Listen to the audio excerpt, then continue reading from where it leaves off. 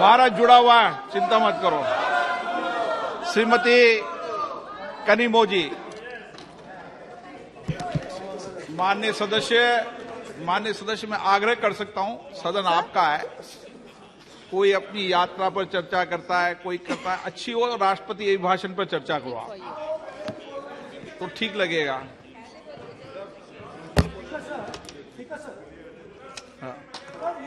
ये एक बात पे चर्चा नहीं हुई है, ये अलग अलग इंडस्ट्रीज पे, अलग अलग बिजनेसेस पे और इंटरनेशनल अफेयर्स पे डिस्कशन हुआ है। नहीं, एक मिनट प्लीज बैठिए। नहीं, प्लीज बैठिए। पर अपन को सदन के बाहर ये भी टिप्पणी नहीं करना चाहिए कि अध्यक्ष महोदय माइक बंद कर देते हैं या हमें नहीं दिखाते, ये भी टिप्पणी करना उचित नहीं है, क्योंकि सर अध्यक्ष जी बट रियलिटी है, आप माइक बंद कर देते हैं। आपको आप एक मिनट प्लीज बैठे, प्लीज आप बैठिए, मैं बैठा हूं ना, प्लीज बैठिए। नहीं, मेरा है कहना, आप पूरे समय बोले, आज नहीं, आपका आप बोल लें फिर।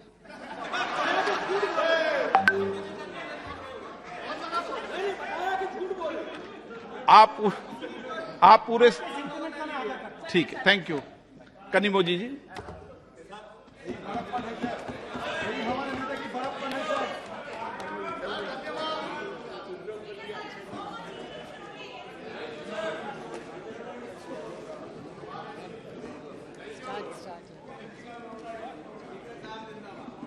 Thank you, sir.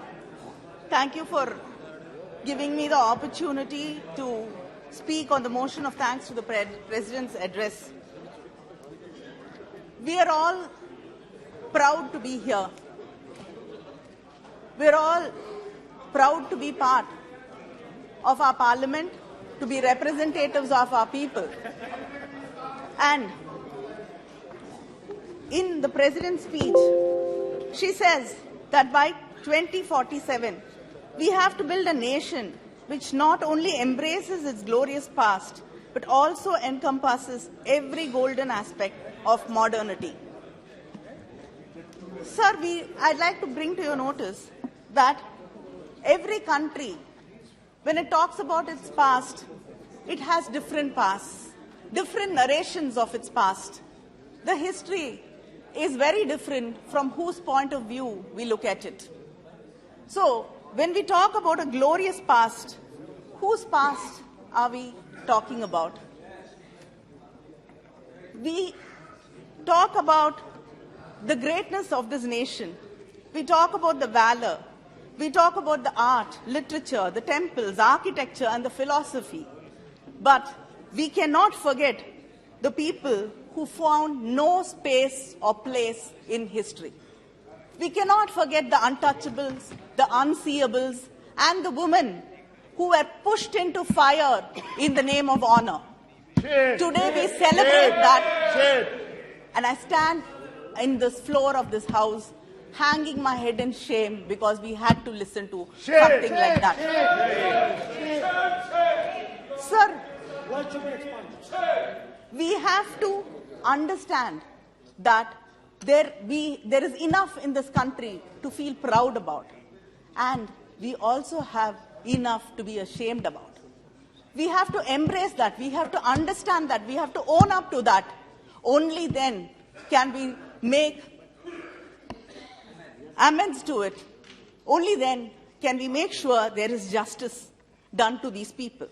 But this government, this union government under the BJP, tries to create a unitary culture promoting oneness. One nation, one ration, one nation, one tax, one nation, one market, one language, one exam, one election, one nation, one religion, one nation, one party. This is where what you're trying to lead to. But you have to understand that that will never happen. Never. This country has seen enough. This country has withstood enough, and our people, the people of this nation, will fight. You continue to undermine the power of the states. You continue to delegitimize the work we have done. Shame. You continue to insult us. You do not understand what a welfare state is and what freebies are. You continue to call us names, but we have set examples. We have proved that we can create models of social justice. We can create models of inclusive development, which you have miserably failed to do so. Sir, unfortunately, in 1967, when one of our leaders, Perasriyar Anbalagan, was in the Rajya Sabha, he said, in November when he spoke, he said that governors are being used as tools against states in Rajya Sabha. Perasriyar. He said that governors are being used as tools against elected governments by the union government. Shame. He said that, sir. He said it. I'm just quoting him. The same I'm just quoting him. I'm just quoting him. I'm just quoting him. Sir, the Tamil Nadu. Speak about collegium, you cannot speak about. So the Tamil Nadu governor has delayed assent to around 20 bills passed by the state legislature, including crucial bills like prohibition of online gambling and regulation of online games. And it's just not Tamil Nadu which stands alone in this fight. We've seen what happened in West Bengal, what happened in Maharashtra, in Kerala. The governor threatens to withdraw ministers, and in Nagaland, in Telangana. Yeah, every government which is a non-BJP government, I think we have to fight battles with the governor. But Dr. Ambedkar has rightly stated in the Constituent Assembly that the governor does not have any individual discretion and has to act according to the aid and advice of the Council of Ministers. I think this government, when it sends governors to states which are non-BJP states, should ask them to read the speeches of Dr. Ambedkar, or at least kindly advise them what this country stands for and what federalism is. Because you are the ones who keep talking about cooperative federalism. So you should teach them to cooperate and understand the importance of federalism. But you do not listen. You could not listen to this, Mr. Rahul Gandhi when he spoke here. You were interrupting because you're not used to listening. It is something which you don't know how to do. Listen to sense. Listen to sense. But, and I think this year you forgot in Tiruvallur because there are no elections in Tamil Nadu. Yeah. But I'd like to remind you, Idipare illada Yemara Mannan Kedupar ilanum Kedum. Yes, I am translating because, of course, you did not make the attempt to learn any South Indian language. You only want to impose Hindi on us.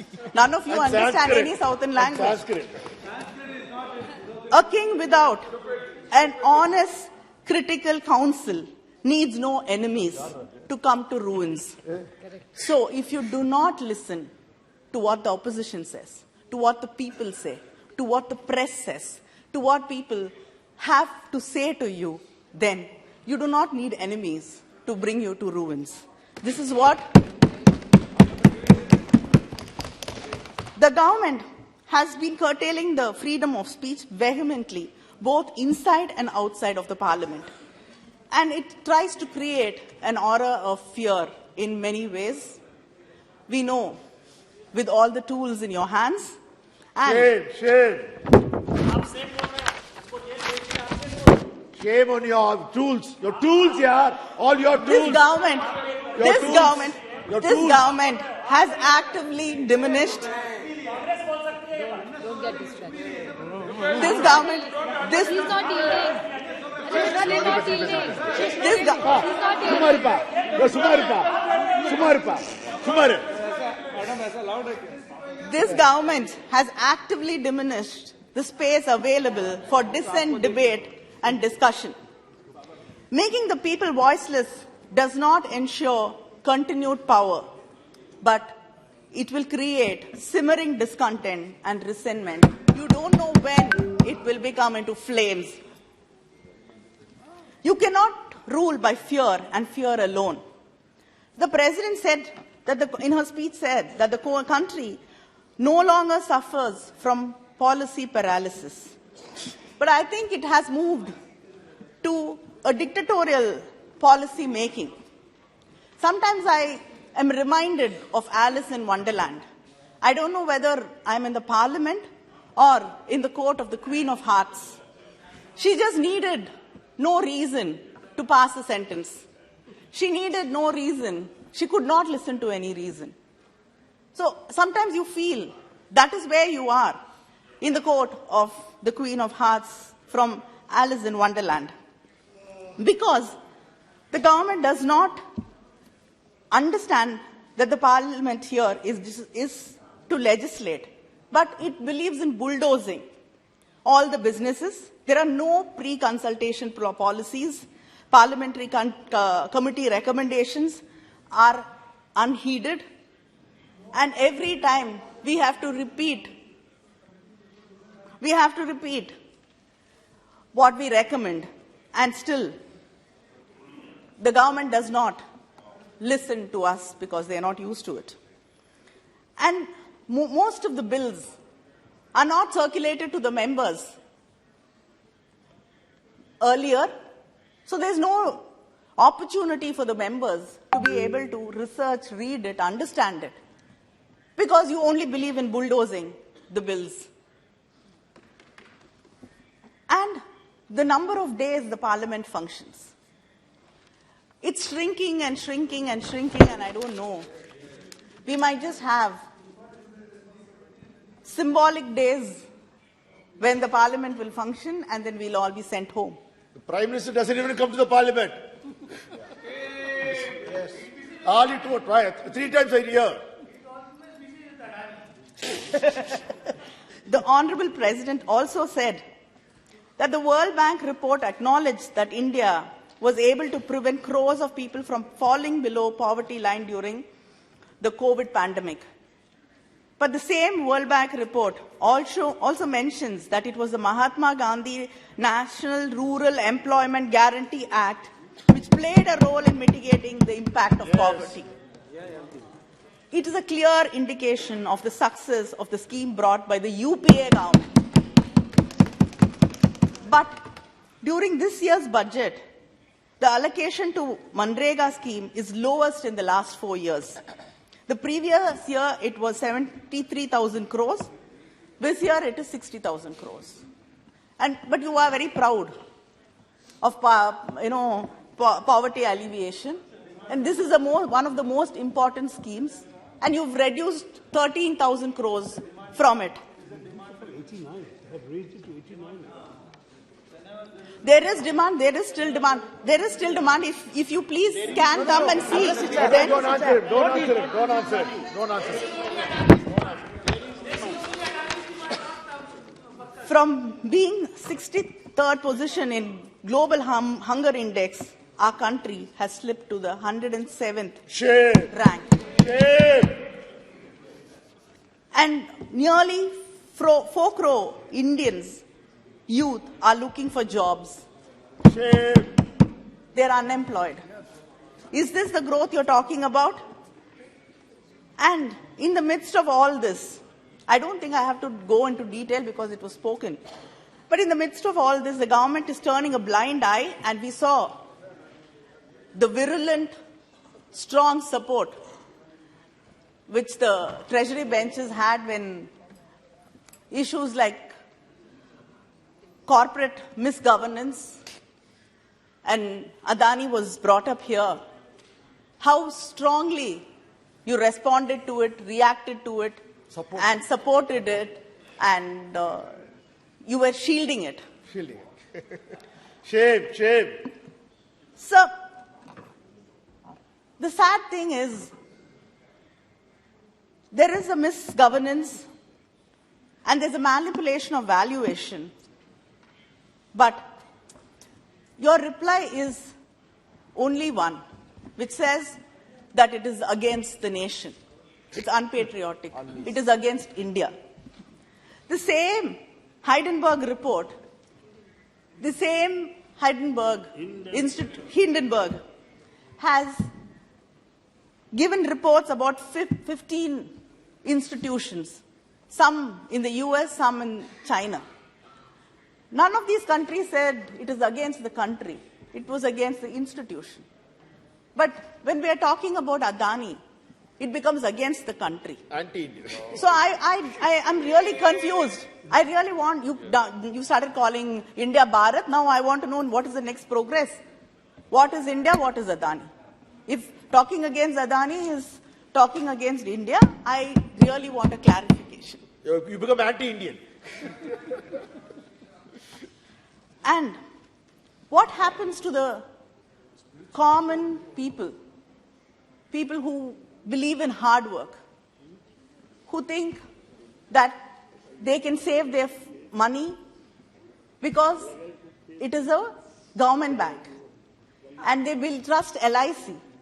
What happens to their future? They trust LIC because they think their children's futures are protected. What is the answers you have for them? Is this the way you respond to these hard-working common people of this country? And this government is very happy to close down every public sector undertaking.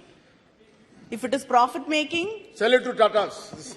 if it is or not, they do not come forward to help them, support them, and make sure that they run. They want to close it, they want to sell it off.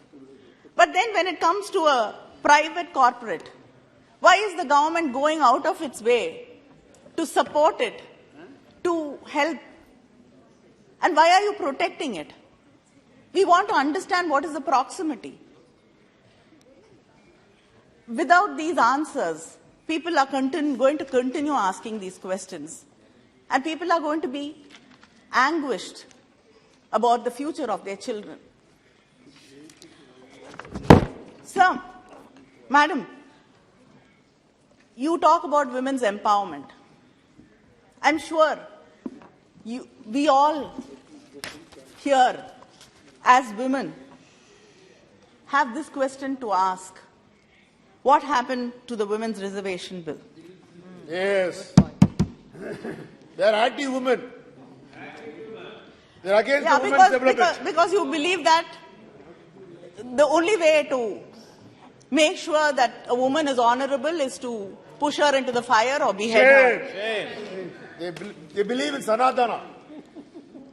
Sir, we've seen 27 parliament sessions after this government, which in its election manifesto said that there will be 33% reservation in the assemblies and in the parliament, has come to government. But nothing has been done about the Women's Reservation Bill. You do not care about the people. You do not care about the oppressed, the suppressed. Our Chief Minister of Tamil Nadu, M.K. Stalin, in many occasions has written and demanded for conducting socio-economic caste census at a national level to find out about the true demography of the country, which will truly help the people. She's the only speaker. But I don't understand what is stopping you from doing that. So you talk about tribal welfare. What is happening in Greater Nicobar Island? You're displacing the indigenous tribes over there for infrastructure projects. And I don't know who it goes. Definitely Adani. And the governor over there is trying to change their lifestyle, denying them their right to eat what they want to choose to eat, to live, and to sell what they want to, and to trade what they want to. So is this the tribal rights? Is this the tribal welfare you are talking about? Sir, the Prime Minister keeps talking about the greatness of Tamil language. But when the fund allocation comes, the Central Sanskrit University gets 198.83 crores, whereas the Central Institute of Tamil Classical Studies got only 11.86 crores. Shame. Shame. This 11.86 crores does not even cover the administrative costs. Shame. How can research, how can symposiums be conducted? So last, only speaker, ma'am, Just only give me speaker. A few minutes more. And Magalir. And women have been insulted a lot in this house today, so I think we deserve some more time. Respect women. Sanskrit has been mandated.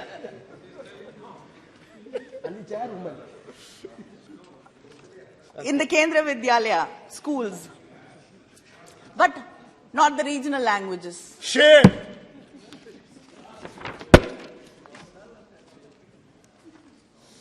So you talk about the Indian culture seeing a renaissance in your government. Which Indian culture? Why are you again leaving us out? We know how the Kiradi report, which says that the Sangam era dates back to the 6th century BCE, has not even been published 2 minutes. by this government. She's concluding. And the finance minister time promised us concluding, ma'am. an on-site museum Concluding. in Advertisement and Allu. Concluding. Don't It's stop. 3 years and we have not got it. You talk about medical colleges, 260 medical colleges, but the Madurai AIMS, which was, the foundation stone was laid by the Prime Minister 4 years ago. Nothing, no work has happened. Shame.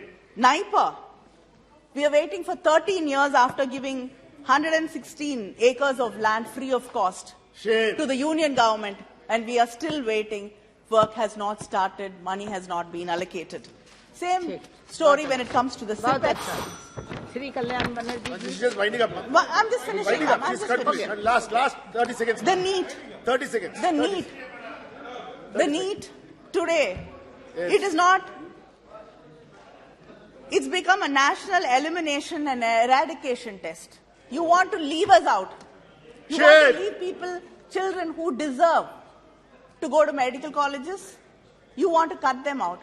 You told you're bringing NEET to regulate the fees. But Capitation today, fee. the colleges are Important, very important. giving seats to only children who can afford the exorbitant fees in these colleges. So where is the justice and fairness to students who come from poor families but yet have the aptitude and the talent to become doctors? The scholarships were scrapped. Kalyan Banerjee. The minority scholarship was scrapped. What para? Last para. Last para. Railway projects. Last. Railway projects. Southern Railways Mahila. again. We are getting not even 1/10 of what the Shame, Northern Railways get. Our fishermen issues in Tamil Nadu are unresolved. You have to use diplomatic channels to resolve it, which unfortunately you're not doing. Sir, madam, Last point. You say that we can walk, we have to walk together. How can we walk together if you don't recognize us, if you insult us, Shame. we do not accept us? We cannot walk together, and this nation will not walk with you. Thank you. Madam, we are having all respect to the Honorable President of India.